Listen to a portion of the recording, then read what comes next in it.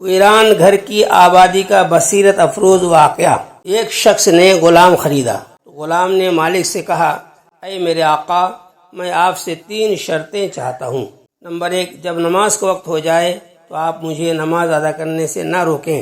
Number 2، آپ مجھ سے دن میں جو چاہیں خدمت لے لیں، رات میں مجھے اپنی خدمت میں مشغول نہ رکھیں۔ نمبر 3، مجھے رہنے کے لیے ایسا کمرہ دیں جس میں میرے علاوہ کوئی اور نہ آئے۔ مالک نے کہا، تیری تینوں شرطیں منظور ہیں، ان کمروں میں سے جو چاہو اپنے رہنے کے لیے پسند کر لو۔ غلام نے سب کمروں کا جائزہ لیا اور ان میں سے جو سب سے خراب تھا اسی کو پسند کر لیا۔ آقا نے پوچھا، تو نے یہ خراب کمرہ کیوں پسند کیا جبکہ اس سے بہتر کمرے موجود ہیں؟ غلام نے کہا، آقا، آپ کو معلوم نہیں کہ خراب گھر اللہ تعالیٰ کی یاد سے بہتر ہو جاتا ہے۔ چنانچہ غلام دن میں آقا کی خدمت کرنے لگا اور رات میں اسی کمرے میں رہنے لگا۔ ایک رات اس کے آقا نے شراب و کباب اور لہو لعب کی مجلس منعقد کی۔ جب آدھی رات ہوئی اور اس کے دوست احباب چلے گئے تو اپنے گھر کا جائزہ لینے لگا۔ جب وہ گھومتا ہوا غلام کے کمرے کے پاس پہنچا تو دیکھا کمرہ روشن ہے، اس میں آسمان سے نور کی ایک قندیل لٹکی ہوئی ہے اور غلام سر سجدہ میں رکھ کر اپنے پروردگار سے اس طرح مناجات کر رہا ہے، خداوندا، تو نے دن میں مالی خدمت میرے ذمہ واجب کر دی ہے۔ اگر مجھ پر یہ ذمہ داری نہ ہوتی میں شب و روز، رات و دن